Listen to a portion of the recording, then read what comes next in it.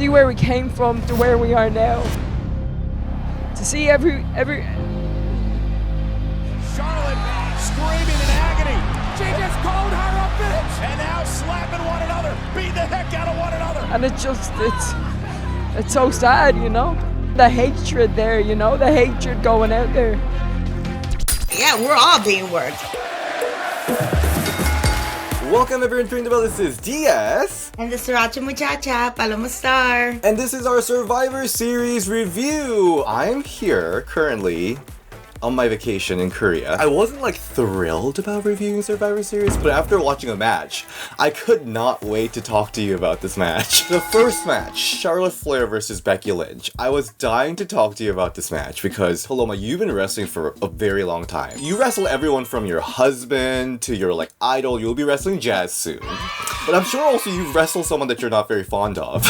Yes. I feel like some people might already have seen me wrestle people I'm not very fond of. Oh. Have you ever wrestled someone that you hate? Probably. I legit have a list of like 3 people that I will never work again. And it's not like I'm being unprofessional or it's not that I'm gonna stiff them. No, I will literally not work with them again because that's how bad it was. To the point where before I used to ask promoters or bookers, who am I wrestling? I would never ask that. But now I do because I want to make sure I do not wrestle these 3 same people again. And I will never work with them again. But I have wrestled people who I'm not necessarily fond of or you don't really like. So, of course, you're going to be a little bit more snug, a little bit, not so much stiff, but you're going to lay your shit in there a little bit more.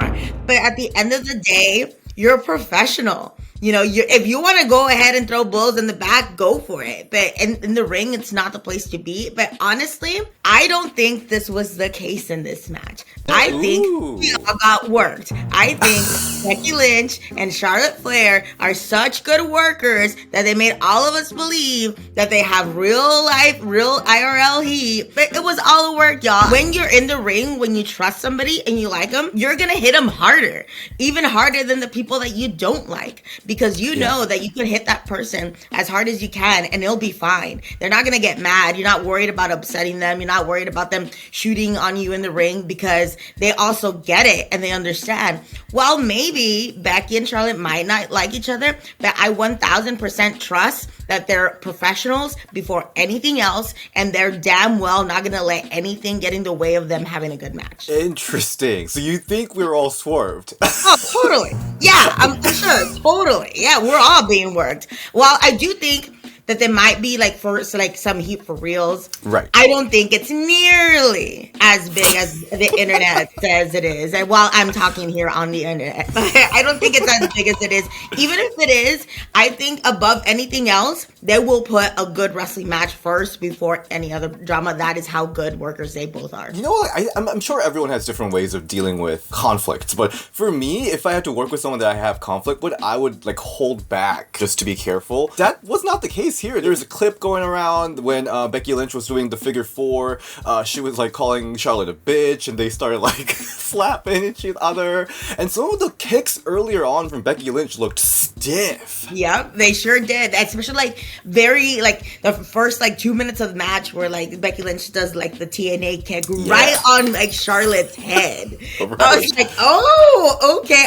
I see what kind of match we're having and I'm here for it. It looked awesome. It looked great. And it's now this whole like shoot work fight that I think they're trying to do. And I actually think that's why I think they fed all this to the dirt sheets that this happened to kind of build this up because it actually works. It worked so well. It made the match more interesting. It made the match more emotional. And people were obviously very invested in it, as you could tell. And like how you were going back when they were in the figure 4 and she's calling her a bitch. I also liked when Charlotte was telling Becky, talk all your shit. Talk all your shit. I'm like, yes, this is what I'm here for. Like adding those little things like that. And they kind of like make you like question like, wait a minute. Is this a shoot? Like, which is makes, they're doing their job, people. If you think this is a shoot, if you think they have real life heat, it means that they're doing their job well. I enjoyed this match a lot. It was exactly what it needed to be. I knew it was going to be good. Come on. Like, there's never a match where these two are involved that is not going to be at least good. I will say that my favorite match between them is still the last woman standing at Evolution. But this gave me what it needed to be. Right. I mean, obviously that Evolution match, I was there. It was great match, but something about this match, because of the backstory and like you believe that something's going on there, and even the promo that Becky cut after Digital Exclusive, Becky was crying.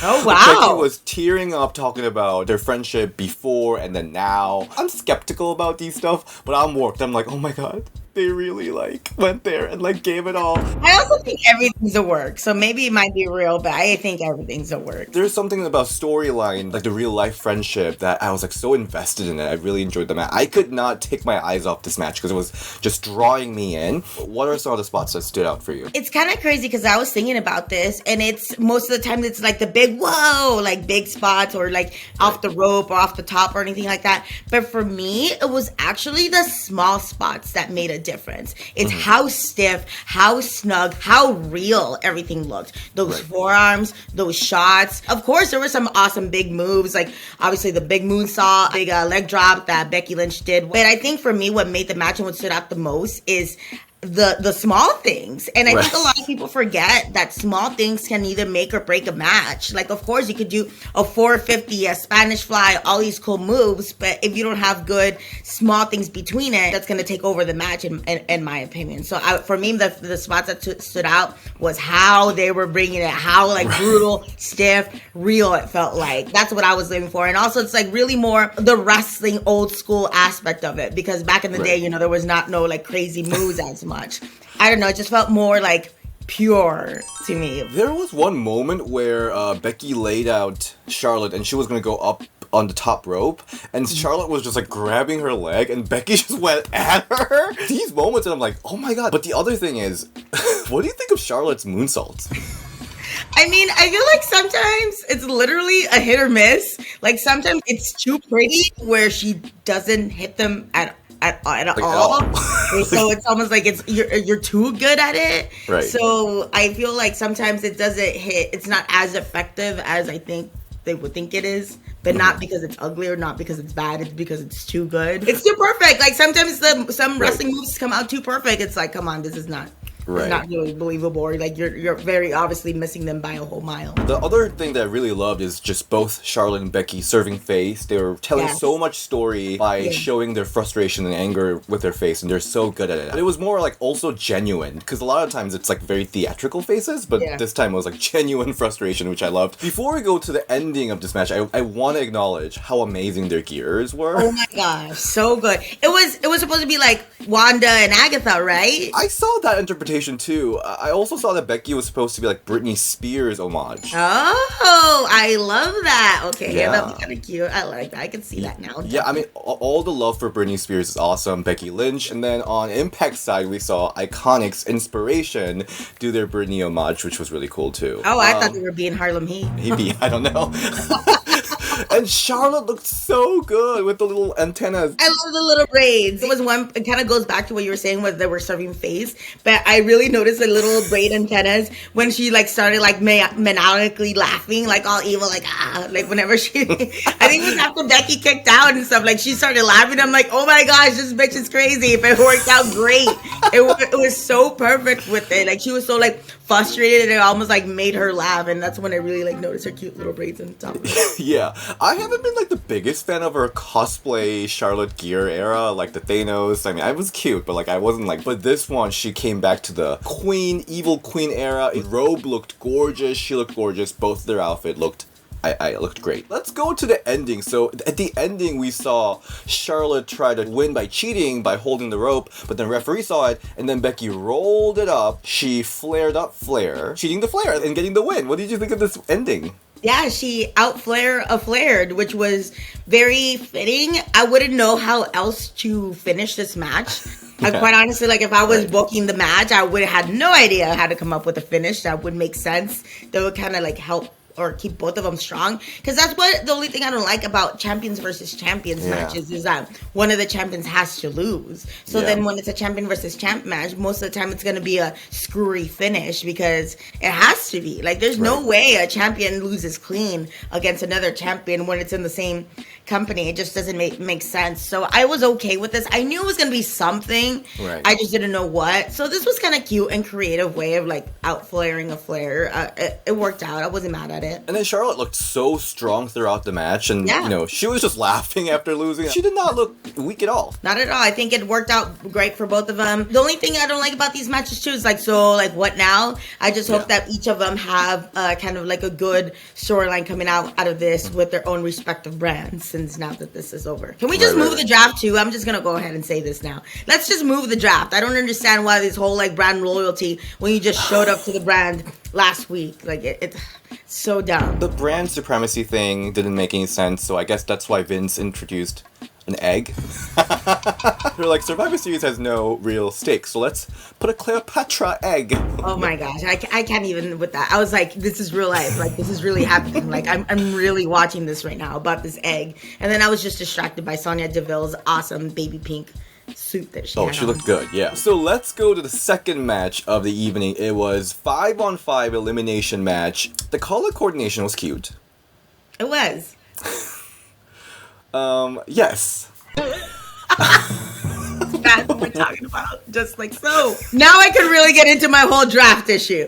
Okay. These people literally just got drafted like not that long ago, and all of a sudden you expect them to be like the fighting force behind this brand that they literally know nothing about, that they just showed up, and all of a sudden I'm supposed to fight for a brand that I just showed up. Like, I don't even know these people. Like, I just got here. I'm just trying to figure out where catering is still. Like, come on now. But I don't know. They obviously can't move Survivor Series because it's such a November staple. So then move the draft. It's just a made-up draft anyway. So just, like, move the draft to at least a little bit earlier on, or, like, make it right after Survivor Series. If they want to have, like, a real draft, have people be picked based on how they did on Survivor Series. You know, like, they want to be more, like, sports-oriented or more real or whatever. Like, make it seem like, oh, hey, this is what you did in Survivor Series for us, so we're going to trade you because you sucked, you got eliminated right away or something like that. Right. It just really doesn't make sense. And then the whole like, oh, will they get along because they've been fighting? Like, what's more important? Is it more important to get along with the people in your group and win a match, or are you just gonna put like yourself over and like kind of like what your own storyline is? And I guess that's what makes the match interesting. But then again, they're doing the whole like, how will they coexist? Let's put people who are feuding as tag team partners. And correct me if I'm wrong, but by the time that we went to women's elimination match, didn't like the result of who's winning the pay-per-view like clear at this point? Wasn't Raw like clearly winning? Yes, I think so. I think that like even if like SmackDown won this, it would have been like nothing. I think they had 2 wins. It didn't make, and they didn't care. Nobody cared. It never matters. It never matters, really. It never matters. So what do they win? Okay, Raw's better, then what? I mean, obviously, audience felt the same way. We're going to talk about it a little bit later. I think on paper, if you look at the storyline, it's like not bad. EST versus 4 of the SmackDown women, and then Sasha and Shotzi feud coming into that teamwork of SmackDown, which led to Sasha being eliminated. EST have to go against 3 people and show that she is the strongest, the smartest. I mean, the story itself on paper seems fine, but I think somewhere around how it was executed, it seemed really boring and uneventful. It really did, and I feel like that should have worked, but maybe if it wasn't Survivor Series, or maybe if there was like, I don't know, I didn't want to say like more of a build-up, but it didn't feel like it didn't have that emotional energy that Charlotte and Becky did. And of course, not that many matches are going to have that same emotional energy, but it didn't have like a little bit of it or an inkling of it. I mean, I found myself looking down at my phone a lot during this match, unfortunately. Like, I feel bad saying that, but I felt like there was needed something to captivate people more, or like give people more time. I felt like Carmella got eliminated way too early. Like, I feel like she didn't really get to do anything. She didn't get to do much. I think this would have been a good time to kind of have those people showcase that are not on TV that long, i.e. Liv and even Carmella, giving them a little bit more time to shine. This is a time that they do have all eyes on them and like a prime time spot, like giving them something to grasp onto. And I don't think we necessarily had this. But also, I feel the placement of this match cost a lot of like Yeah. has a lot of cost to do with it, because I feel like they should have gone first before the men's one, because me as a viewer was over because there was a egg introduced for all of a sudden. Like that just like put a bad taste in my mouth for the rest of the show. Obviously, the fans in person, unfortunately, felt that same way too. Yeah, let's talk about this. So there's apparently like a wave going around and the CM Punk chants going on. I think it's the first time we've seen that since the crowd came back. I think so too. Okay, I'm gonna go ahead and say this. I do not think it's because they're women. I don't think it has to be a woman. It has to be like, oh, it's a women's match. Let's go to the bathroom. Let's get popcorn break. I don't think it's that at all. Did you see how hot that crowd was for Charlotte and Becky? They were extremely into it. It was a "this is awesome" chat and everything. So I don't think it has to do with women wrestling at all. I actually think it has to do with the lack of storyline and lack of emotional connection with it. Bianca Belair and Sasha Banks got that crowd back. As soon as both of them stepped in, all the crowd like stopped their whole stupid shenanigans that they were doing. It's like, oh shit. And that just kind of shows who the very obvious stars are in this match, who the crowd gravitates to, who the crowd was connected to. Because as soon as those two step into the ring, the crowd kind of like settled down. There were still a couple ones here and there, and I was actually a little worried about the newer people in the match, like Toni Storm and even like Rhea, because I know they might be a little worked up and shook about what the crowd was doing. It would suck. I mean, you're trying your best in the ring, you know, you're giving your all, and you're out here, and they have the audacity to chant CM Punk. Come on, jeez. If y'all gonna chant for anybody, chant for AJ Lee. If you want to go chant for CM Punk, y'all know where to find him. He's on TV somewhere else, and go chant CM Punk there. That's what pissed me off. Like, at least if you're gonna chant something that at least is important right now. How about AJ Lee? Weird. He's not even retired anymore. God, I totally agree. They definitely reacted for Bianca and Sasha. They were the mega stars of this match, but the way that Sasha was eliminated by just like being counted out was like really lame. I really like that the crowd reacted for Toni Storm, so they were there to support for them, but just the placement, the whole egg, and it's like difficult to blame like 15,000 people. If it's like one person attacking Rollins during Raw, yes, we're gonna blame that guy, but if it's 15,000 people chanting something, you have to also look into how the production worked or how the match was, you know. But also at the same time, there's something very satisfying about Becky Lynch coming out the day after and dragging the fans. Good, yes, as they should. Fans just want to put themselves over sometimes. Like, sometimes at a wrestling crowd, they want to be the show instead of the whatever's going on in the crowd. Women throughout the years have been chanted, like, we want puppies, yes. like, you know, all that shit. So, like, I think this is the first time that women got there, like, the day after and, like, you guys suck. Yeah, good, I'm glad. Something very satisfying about it, even though I can't blame them 100%. It's really hard not to take that personally as a performer being inside the ring, but I hope that they don't take it personally, because I don't think it was their fault. So let's talk about the action. I really liked Zelina Vega's elimination. Toni Storm's finisher. It looked amazing on Zelina Vega. Oh my gosh, I was like, what? I don't think I ever like really paid attention how devastating that actually looks, and I think because it was on Zelina Vega, because it was actually like really easy to maneuver, and it just looked so devastating, and I was just like, what the hell? Like, I don't even know how to. I was literally stood up and trying to be like, wait, how do I do that? It would look really cool and made her stand out. But I think Zelina Vega was definitely the perfect person to kind of execute that first and on. And I actually liked how there was a lot of fast eliminations, but everybody still had their like tiny little moment to shine. While I wish it was a little bit longer, it was kind of cool how everybody had like their waterfall spot, like coming in and doing like the signature move and boom, boom, boom. I actually wanted to see more of Shayna, because I just kept on gave me flashbacks. Remember in Elimination Chamber where she just like came in and like cleaned up house and stuff. I'm like, is this gonna happen this time? But obviously it didn't. But that's kind of like the flashback that I had. I think Liv was also, as always, was very impressive in this match. My favorite spot, obviously, when Natalya like dramatically fell down from the apron.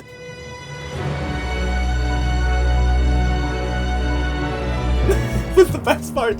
I love Natty so much. She's awesome. It felt weird kind of seeing her in blue. It was kind of like tripping me out and seeing her in blue, and I was like, whoa, this is weird. Like a different color palette for her. She was awesome. I feel like she was almost like the glue that kind of like held this like match together, and like her little things that she was doing like that was really entertaining. I want another Natalya championship run. I tweeted this out, but I want Natalya top 5 memes, because it seems like she makes memes like every other month. She had that. She deserved it. it from Money in the Bank. Like, she's just so amazing. What did you think of Bianca being a sole survivor, defeating 3 people from SmackDown team? I think it worked. I think it was awesome. It goes perfectly with what they're trying to do. Is, you know, she's the EST for a reason. And I think they're really just strapping the rocket to her and sending her to the moon with this, like, huge push. I mean, that she's been having since she won the Royal Rumble, which I'm here for. And that's awesome for it. But also, it kind of goes back onto the whole, like, underdog storyline that they sometimes try to play with her.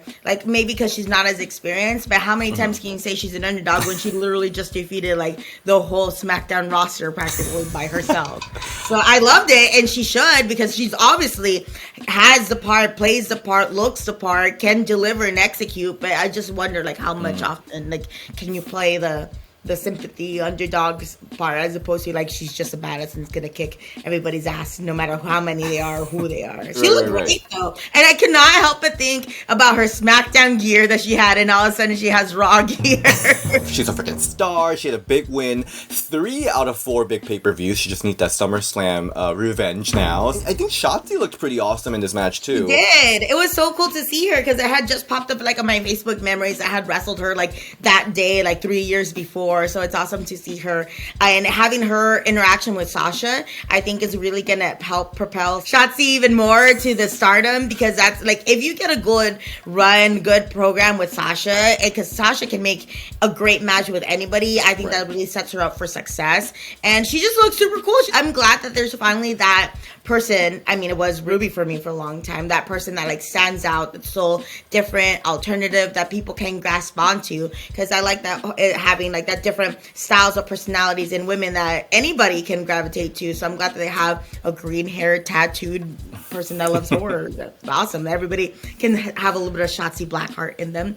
I really hope that Toni Storm gets a little bit more development, right? You know, like, with her character or with her wrestling, because I was really actually a little surprised how much the crowd was behind her, because I want to see more of Toni Storm, more of her character, more of her work. I just want to see more. I think she could deliver. Absolutely. I think she's going to be a star in main roster. The NXT was a little tricky, but I think on main roster, she's got this. So that was Survivor Series. I wanted to talk a little bit about what happened on Raw, because it was her historic night. We saw 3 women with the new title. So it was Dana Brooke, the new 24/7 champion.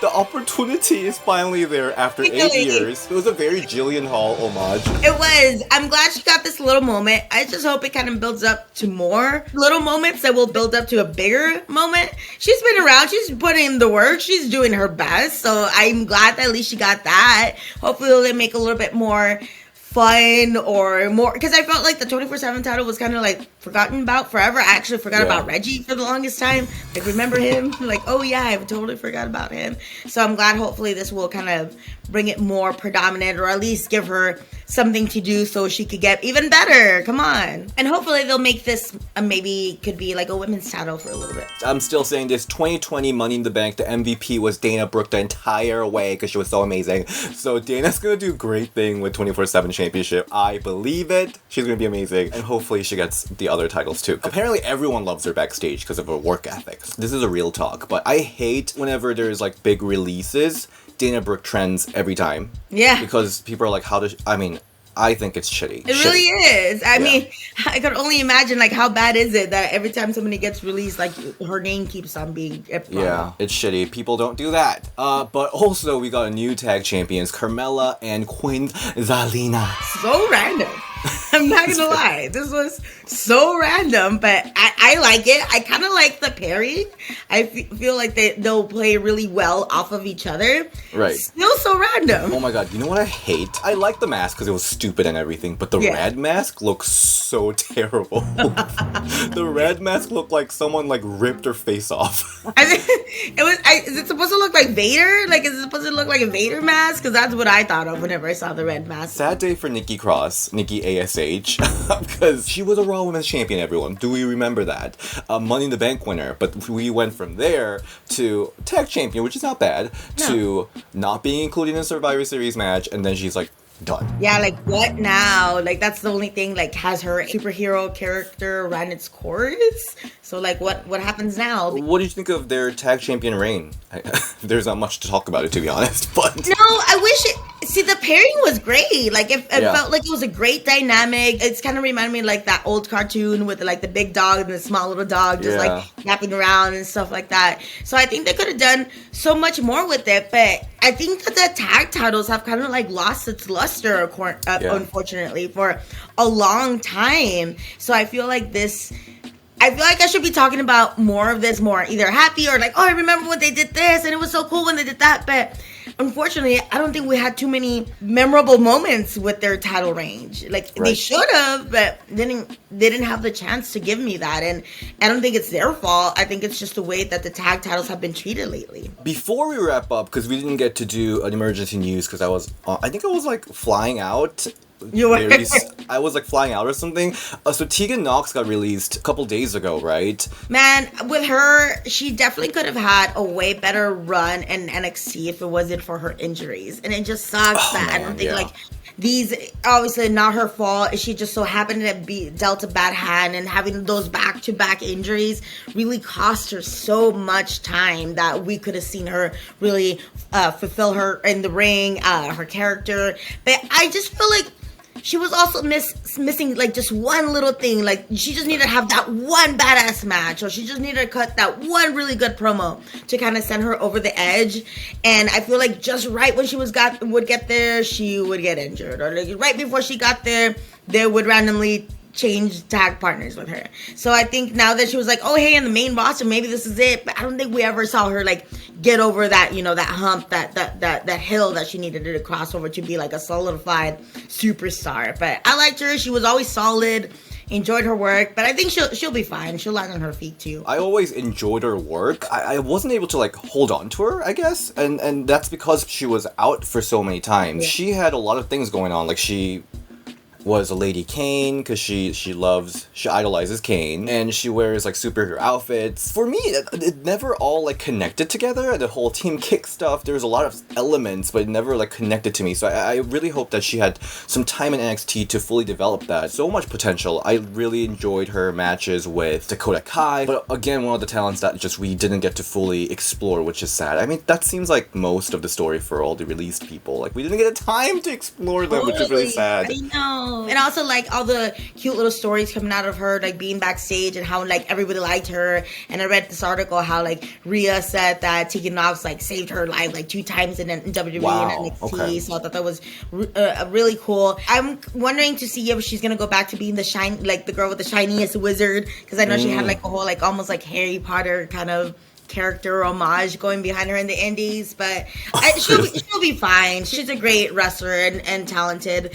I just don't know, even if we did have her enough for WWE, I don't know if WWE would know what to do with her. Hopefully, I think it would be a good place for her would be like Impact, because I kind of feel like WWE felt the same way with Deanna as well. Like she's good, but they don't really know what to do with her. So maybe she'll find like a place like Impact or something to kind of like flourish more. Wait, so she was a Harry Potter person too?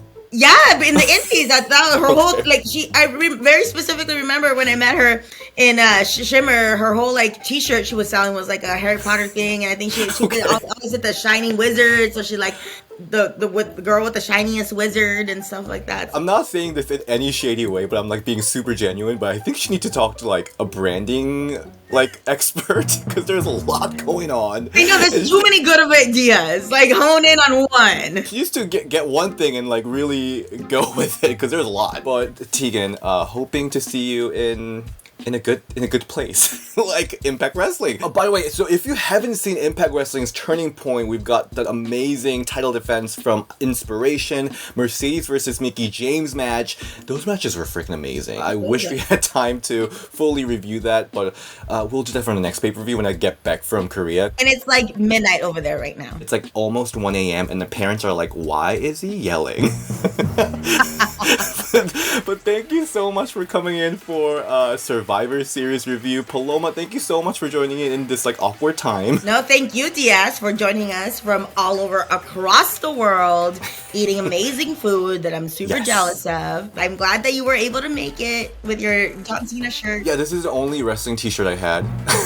So so I just decided to wear it. Paloma, where can we all find you? You can find me at Paloma Star on Instagram and Twitter. And tickets are on sale now for my match versus Jazz, January 15th at True Privilege Wrestling. Yes! So freaking excited to be there. Can't wait. I know, and it's awesome that there's gonna be a whole like Ring the Bell Discord family road trip. So come join us on the Discord too. Come join our Patreon so you can be part of the Discord. Maybe you could be part of the Ring the Bell road trip over here to see me wrestle. Yay! You can find me at DS Shin and Ring the Bell DS on Twitter and probably Tinder on Korea, I guess. I don't know.